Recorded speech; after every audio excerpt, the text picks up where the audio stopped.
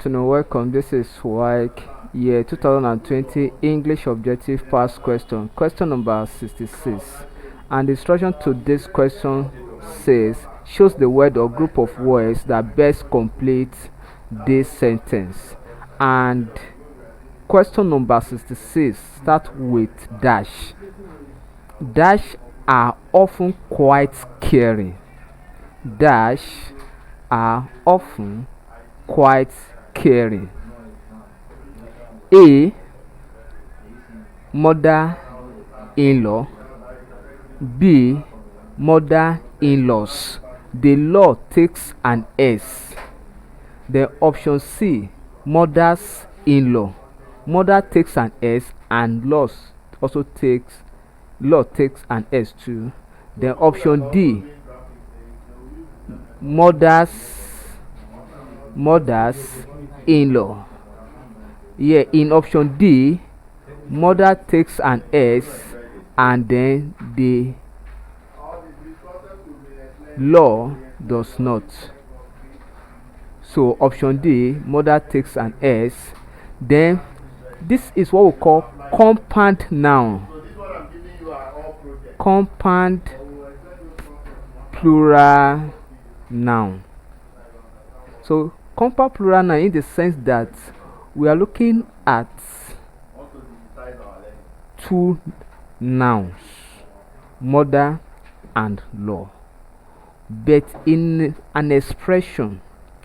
And the standard or the rule for compound plural noun is that the main noun takes an S. So unlike option C, where we have mothers, in-laws, that is, mothers take an S and then in-laws take an S. So there is no English expression of this nature, because the two nouns cannot take S at the same time in compound noun.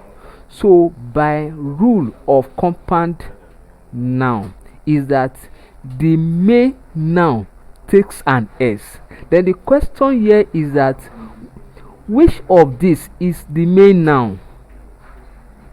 Is it mother or in-law? And of course, mother is the main noun. Mother is the main noun. So option A is wrong, option B is wrong, because laws cannot be pluralized in this type of expression. Then in option C, we cannot have plural mothers then have plural laws. Option D is correct, because option D tells us that mothers-in-law are often caring. So we are talking of many, not one. So you have to take note of the expressions. And why do we know that the sentence here is talking about plural? Is because of this verb are. The verb are. So that is what actually gives us the sense that the expression here is talking about plural or pluralism. So it's different from when you say dash is often caring. Dash is often caring. Then it will now be what? Singular. So we can now say, okay, mother-in-law is quite caring. But since the verb that precedes the subject of the sentence is in plural, then our subject must also be in plural. So singular subject, singular verb, plural subject, plural verb. So take note of this rule in grammatical usage. So, and that's why we know that the subject must be in plural because of this particular verb are. So option D is correct. Thank you and God bless you. Ensure you subscribe for more of our videos.